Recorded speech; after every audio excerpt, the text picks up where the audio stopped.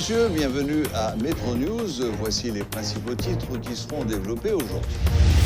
À la veille du 18 novembre, une vive tension a régné ce mardi dans plusieurs endroits de la capitale. Des barricades de pneus enflammés étaient érigées dans certaines zones. Les revendications étaient multiples.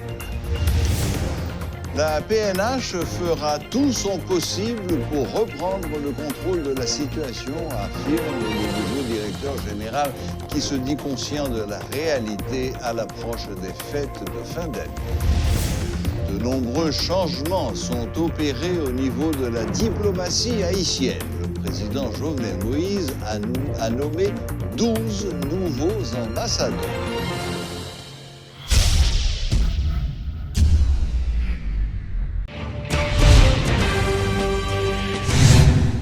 Ce mardi, les protestations ont démarré à Carrefour, dans la zone de Bizoton 53, où des individus qui réclamaient la réparation de certains tronçons ont placé des véhicules en travers de la route. La circulation était encore paralysée en milieu de journée. Par ailleurs, une situation de tension s'est développée dans le centre-ville dans la matinée. Des employés du service de voirie de la mairie de Port-au-Prince, renforcés par des militants politiques, avaient érigé des barricades de pneus enflammés aux abords du Champ de Mars, notamment devant le ministère de l'Intérieur, pour réclamer 7 mois d'arriérés de salaire. Ils ont été dispersés par les forces de l'ordre peu avant midi. Parallèlement, sur l'avenue Charles-Sumner, de jeunes citoyens manifestaient contre l'insécurité. Un véhicule était placé en travers du chemin pour paralyser la circulation. Les protestataires exigeaient justice pour la jeune Evelyne Sincère, kidnappée et assassinée récemment. Certains d'entre eux se sont allongés sur la chaussée au carrefour des avenues Charles-Sumner et Christophe et se sont couverts d'un drap blanc sur lequel étaient inscrits les noms des principales victimes de l'insécurité. Enfin, au Cap haïtien, à la veille des commémorations de la bataille de Vertières, une manifestation était organisée dans la matinée par Petite Dessalines et menée par Moïse Jean-Charles pour demander le départ du pouvoir en place. Elle s'est déroulée dans le calme et n'a pas occasionné de fortes perturbations selon des témoignages. Combattre l'insécurité, rendre accessibles tous les endroits du pays, préserver l'image de l'institution policière, ce sont là les axes prioritaires du nouveau commandant en chef de la PNH, Léon Charles. Une synergie entre toutes les unités spécialisées et l'appui technique des anciens directeurs généraux seront une parfaite harmonie au bénéfice de l'institution, insiste l'ancien militaire qui garantit que les revendications des policiers seront prises en considération. La PNH fera tout son possible pour reprendre le contrôle de la situation, affirme le directeur général, qui se dit conscient de la réalité à l'approche des fêtes de fin d'année. Suivez ce reportage de Rudolph Pierre-Louis. Nommé par le président de la République et installé par le Premier ministre, Léon Charles promet d'accomplir sa tâche avec efficacité. Lors de sa première prise de parole en tant que nouveau directeur général AI de la PNH pour un second mandat, Léon Charles s'est montré lucide par rapport aux grands défis de l'heure. L'instauration d'un climat sécuritaire est indispensable, a-t-il insisté, en sollicitant tant l'appui des civils que des forces armées. Moi, je souhaite, commandant Rameau, succès dans toute reste carrière et puis je dis, nous voulons continuer à travailler avec lui pour qu'à renforcer l'institution. Et moi, longer, mais tout directeur généraux qui étaient passés avant moi. Nous avons besoin de consultation, nous avons besoin d'appui de toutes. Bien place pour nous toutes. Que ce soit le vol, le viol, le kidnapping ou les assassinats, l'ancien militaire veut en venir à bout selon ses propos. Avec une police forte et indépendante, le diplomate y croit fermement. Cependant, l'institution à sa liste de revendications reconnaît son numéro 1, Désormais, tous les policiers sont concernés par les primes de risque, une annonce qui semble réjouir. Budget de la police a augmenté de 6 milliards de gouttes. Budget de la police, montant attribué à la police, est plus élevé que toute entité dans le gouvernement. Je vais répéter. Budget de la police, c'est 16,8 milliards de gouttes. Qui ça veut dire? Ça veut dire son effort, gouvernement dit, la police a son priorité pour lui. Toute demande qu'a fait, premier bagage qui va le faire, qui commence à faire, qui a continué à faire, améliorer les conditions de travail de policiers. Et puis tout l'autre avantage, prime, qui suppose bail, c'est pour nous joindre. Pour nouvelle Mabanou, moi parler avec le Premier ministre, nous avons discuté question de prime, avantage, une entité qui est prime ou pas. Le Premier ministre a dit, commandant, question de prime, c'est tout policier qui doit avec. Le contexte est difficile et la situation sécuritaire se dégrade davantage. Chaque jour, poursuit le DG. Des individus mal intentionnés utilisent les uniformes de la PNH à des fins personnelles, des bandits sont infiltrés dans les rangs de l'institution, de simples citoyens sont victimes de bavures policières. Bref, après 25 ans d'existence, la PNH doit redorer son blason à tous les niveaux. Si j'insiste ici sur les défis qui menacent la stabilité de l'institution policière et par voie de conséquence, son image et ses capacités opérationnelles, c'est parce que je veux interpeller chacun de vous sur l'urgente nécessité de conjuguer nos efforts afin de permettre à nos différends ou à nos revendications d'évoluer vers un dépassement plutôt que vers une confrontation pouvant causer l'effondrement même de l'institution. Presque toutes les unités de la PNH ont pris part à cette activité qui a permis à Léon Charles de s'adresser à ses pairs et de présenter au public les grands axes prioritaires de son administration. À l'approche de cette fin d'année, poursuit le nouveau commandant, il est un peu plus urgent de redresser la barre, de remonter la pente en vue d'instaurer un climat serein en cette période de fête. Image de la police. Le port de l'uniforme, jeune campé dans la rue. Jeune travail, jeune approcher la population. Service n'a pas c'est ça pour l'améliorer. Image là. Donc, demandez-nous collaboration. On peut pas moins. Si nous pas moins, des fois m'a exiger. Si nous pas moins, retard, absence dans poste nous, m'a exiger. M'a exiger côté m'a pas avec nous, m'a chercher travail la fête et puis pour nous améliorer ensemble.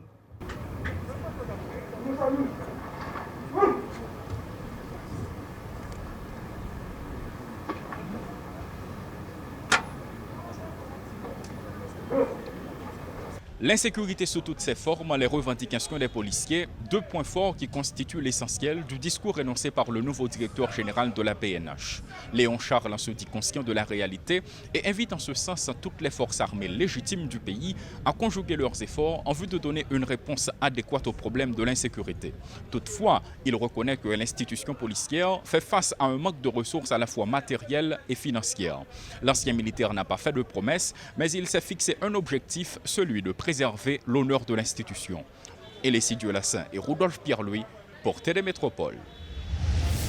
Le syndicat de la police nationale d'Haïti, SPNH 17, invite le nouveau DG de la PNH à respecter les revendications du syndicat et à travailler pour améliorer les conditions de vie des agents des forces de l'ordre. Le porte-parole du SPNH 17, Abelson Groneg, affirme qu'il ne transigera pas malgré l'arrivée de ce nouveau responsable à la PNH. Si les règlements intérieurs de la police nationale ne sont pas pris en compte dans le cadre de la nomination du nouveau DG PNH, le SPNH 17 rappelle ses objectifs et ses 10 commandements. Plus d'explications dans ce reportage de Jean-Jules Desaugustes. Nous mettons le cap sur un corps de police fonctionnel et efficace, ont déclaré les responsables du syndicat de la police nationale d'Haïti, dénommé SPNH 17, car lancée le 17 novembre 2017. Cette conférence de presse, marquant le premier anniversaire de la structure, a été l'occasion pour les responsables de faire des révélations sur les causes de la révocation de l'ex-DGPNH Normil Rameau.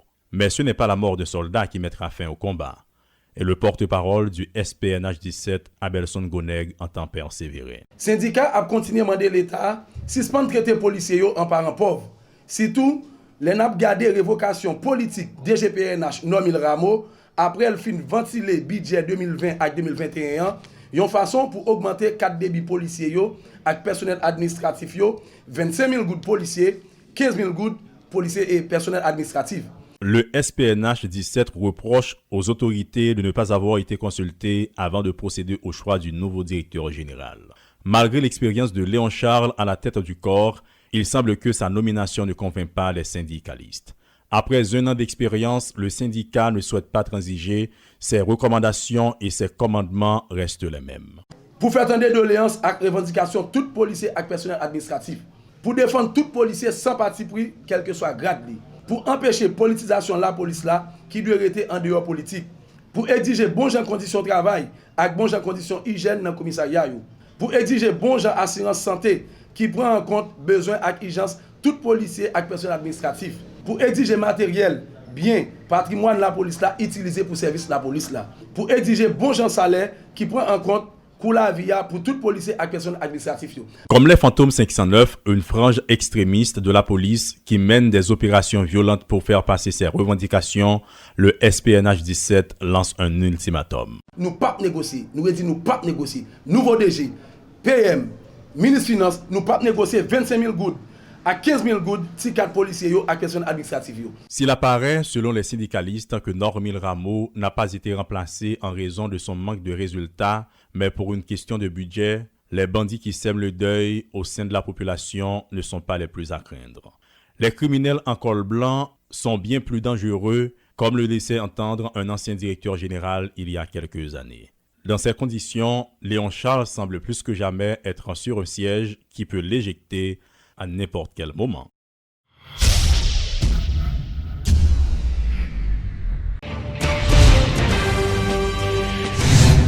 Des responsables de l'organisation sociopolitique dénommée Haïti en Action, AAA, continuent d'exiger le départ du président le 7 février 2021. Le coordonnateur de cette structure, Yuri Latortue, qui rencontrait la presse ce mardi, annonce la reprise de la mobilisation anti-gouvernementale. 18 novembre, c'est la grande victoire de l'armée haïtienne sur l'armée française. Et c'est à partir de ça que nous avons palais national, nous avons régime. Jeudi, c'est régime ça que nous dit qui pas qu'à gérer le pays. Et ça qui symbolise, c'est palais national.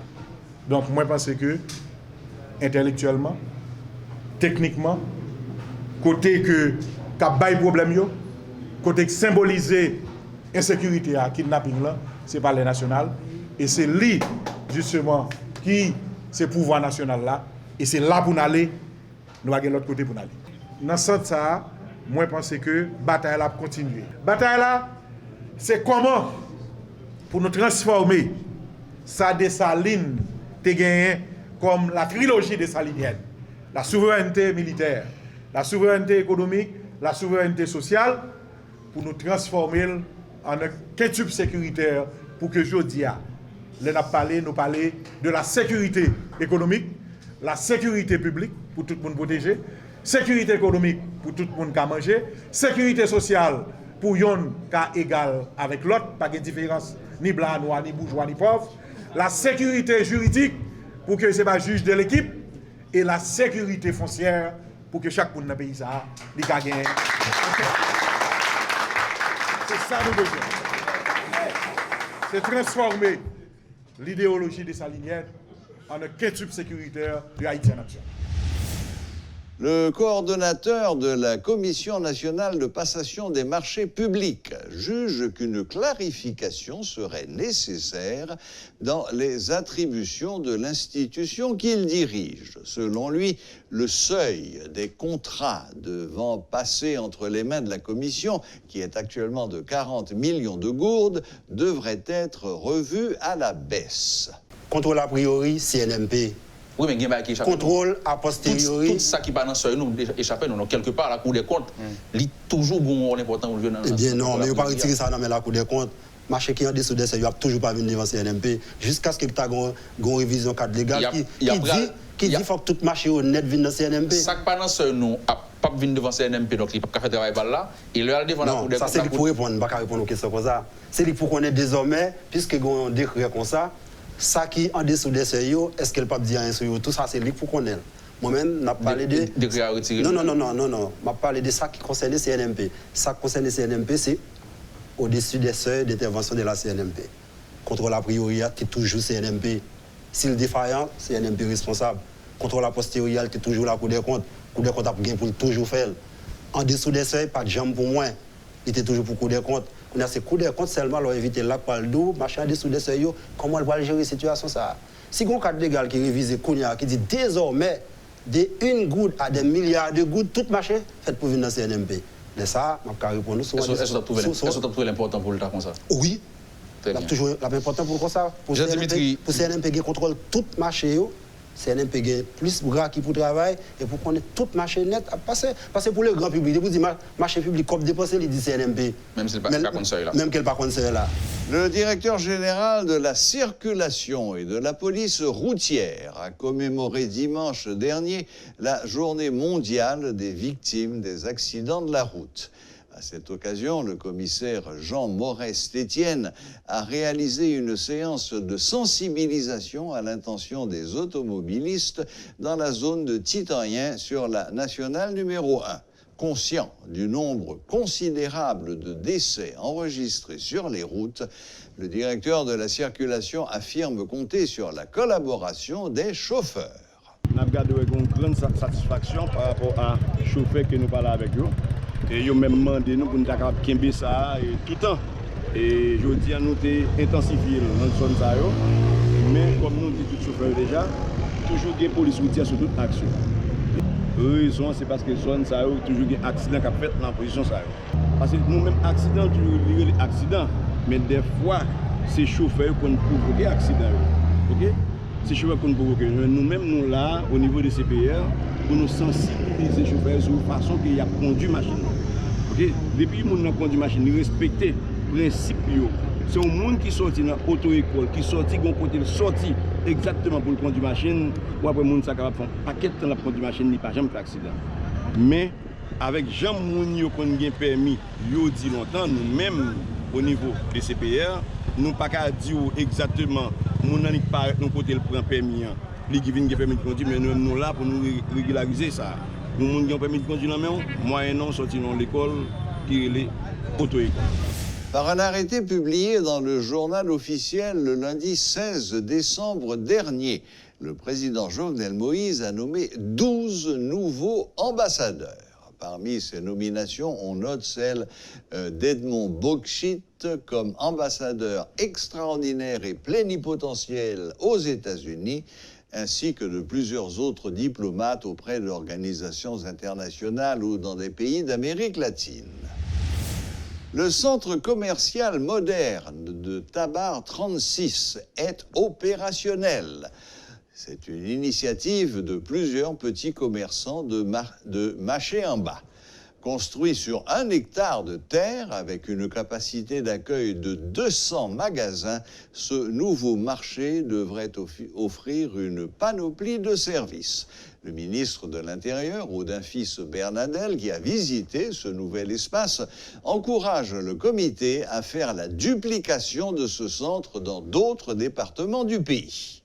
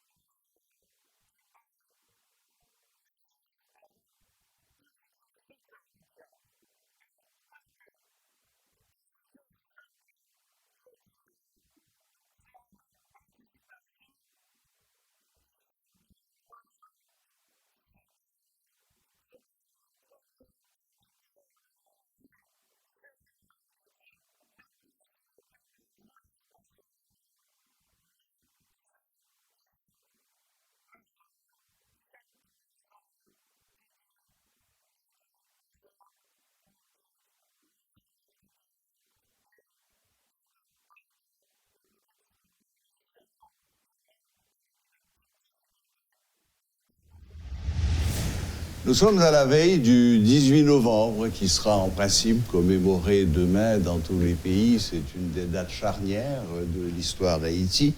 Avec mon invité de ce soir, nous allons essayer non pas de refaire l'histoire d'Haïti, mais d'essayer de prendre l'essence de ce que représente Vertières, comment Vertières nous a menés directement au 1er janvier 1804 et comment les choses ont évolué après la grande réconciliation entre Pétion et Dessalines.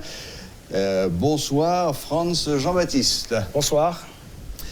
Vous m'avez dit que vous étiez directeur de l'association Promotion Patrimoine Histoire d'Haïti. Donc l'histoire et le patrimoine, c'est votre domaine. Oui, parce que c'est l'ATPO, Association touristique des Palmes de l'Ouest, et moi-même je suis directeur promotion et patrimoine Histoire d'Haïti. Très bien. Bon, alors, Vertières. Oui, 18 Vertières. novembre 1803. Ouais, 18 novembre 1803, une grande date. Mais bien avant, il y a 5 décembre 1492, la débarcation de Christophe Colomb.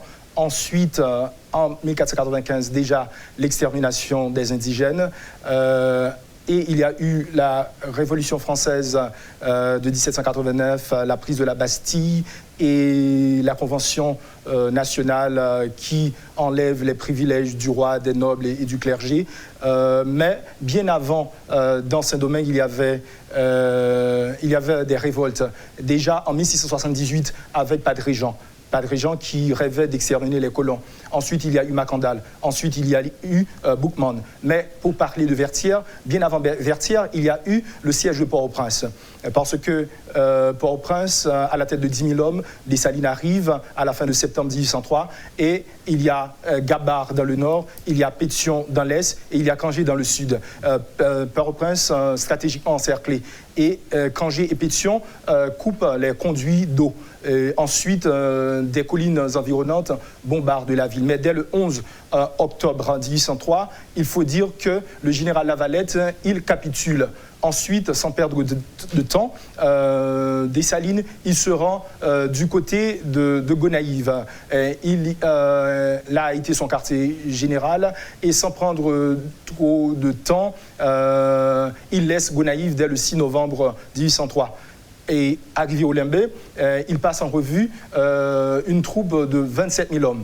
27 000 hommes, des soldats en haillons, pieds nus, mais avec des champs et traînant derrière une lourde artillerie. Ce qui arrive, c'est que dès le 10 novembre 1803, Dessalines se trouve au Cap. Et qu'est-ce qui se passe? Il passe des ordres. Les ordres pour dire à Christophe et Romain d'attaquer la vigie pour forcer les forces, pour forcer Rochambeau à garder des forces dans la ville. Et à Caproy, d'attaquer la barrière Bouteille, l'entrée principale du Cap. Et ensuite, à Clairvaux, d'attaquer le fort Breda. Très bien. Bon, la bataille elle-même dure toute la journée, de très tôt jusqu'à très tard. Il y a combien de morts en tout des deux côtés? Ouais, le combat, ça dure toute la journée et le combat commence avec l'attaque du fort Breda. Et Rochambeau est obligé de laisser le Cap et de se rendre à Vertières. Plus de 3 000 morts et blessés. Des deux côtés? Oui, des deux côtés. 3 000. C'est énorme. Bon, alors, à la fin, on le sait, Rochambeau capitule, c'est la fin de l'expédition française. Au départ dirigé par le beau-frère de Napoléon. C'est la première défaite de Napoléon Bonaparte qui était alors au fait de sa gloire. Et le truc, c'est que Napoléon envoya son beau-frère Leclerc avec sa sœur Pauline Bonaparte.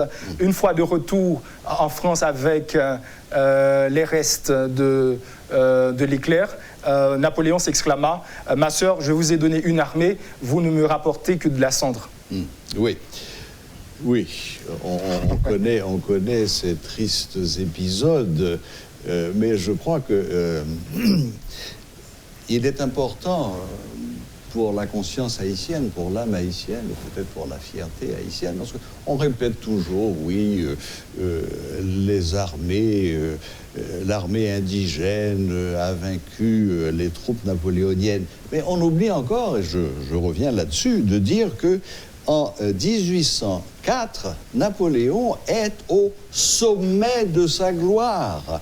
Il est une terreur militaire. L'Europe entière, Russie, Autriche, tous ces gens tremblent devant lui. C'est un conquérant militaire extraordinaire, en plus d'être un administrateur. Et un truc, l'une des seules choses que regrette... Ce qu'on oublie souvent ici en Haïti, c'est de dire que ce n'est pas n'importe quel Napoléon qui a été vaincu. C'est pas le Napoléon d'après 1815. C'est le Napoléon qui est au summum de sa victoire et qui a envoyé son beau-frère avec toute une expédition. Bon, on a parlé de la fièvre jaune, etc. Ouais, 5000 morts et 26 généraux, dont Leclerc. Oui, Leclerc a été une des premières victimes, en effet. Il est mort le 2 novembre 1802. Mais il est vrai aussi que la plupart des officiers supérieurs de cette armée indigène avaient été formés par les généraux de Napoléon. Évidemment. Je veux dire, donc c'était des génies militaires qui s'affrontaient. Et Pétion et Boyer, ils sont venus avec l'expédition. Exactement. Ils sont venus avec l'expédition Leclerc. On oublie de le dire aussi. Bon, alors, Vertières se passe, Rochambeau capitule, Rochambeau capitule et il signe la capitulation le 28 octobre 1803. Ça va être la fin. Ça va être la fin de cette colonie sous mandat français. Alors, quelle importance Vertières a gardé après le 1er janvier 1804 Une importance universelle, parce qu'avec Rochambeau et Leclerc, avant sa mort, il désigne Rochambeau comme successeur. Et le truc, c'est que Rochambeau, c'était Hitler avant le nazi. Parce qu'avec Rochambeau, il y avait la pendaison. Il y avait des morts par asphyxion. Il y avait les noyades. Parce qu'il y avait des navires français qu'on appelait... on mettait les noirs et les mulâtres dans les cales et on les étouffait avec du soufre brûlé. Oui, non, mais ça ne me dit pas quelle importance Vertières a sur la suite de l'histoire d'Haïti. Ouais, le respect des droits de l'homme, le droit à la vie. C'est ça, Vertières. Parce que ça a des conséquences, ça a des retombées, ça a des bénéfices universels. Parce que grâce à Vertières, l'esclave qui était esclave avant, qui n'était pas un homme qu'on ne considérait pas comme un être humain, et là, il est considéré autrement.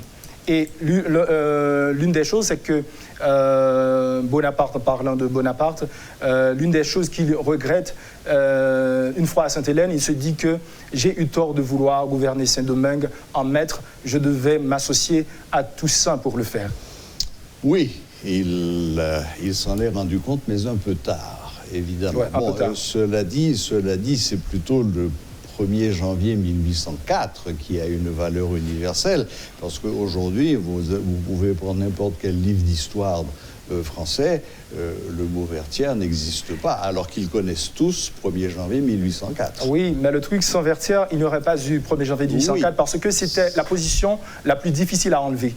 Bien sûr, mais ce que je veux dire, c'est que quand vous parlez de la valeur universelle de Vertières, je vous dis non, c'est plutôt le 1er janvier 1804 qui a une valeur universelle. Oui, mais Vertières, c'est le gâteau, et 1804, 1er janvier 1804, c'est la cerise sur le gâteau.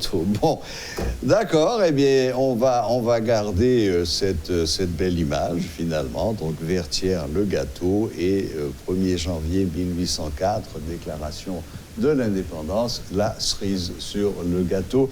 Merci beaucoup, Franz Jean-Baptiste. Ça a été un plaisir d'être venu jusqu'à nous, et puis bonne continuation dans votre travail de promotion. Voilà, c'était M. Franz Jean-Baptiste, directeur de l'association Promotion Patrimoine Histoire d'Haïti, qui nous faisait un petit aperçu résumé de ce que fut la grande bataille de Vertières. Voilà, la boucle est bouclée. Merci de nous rester fidèles. Excellent 18 novembre. Et à la prochaine, même heure, même chaîne.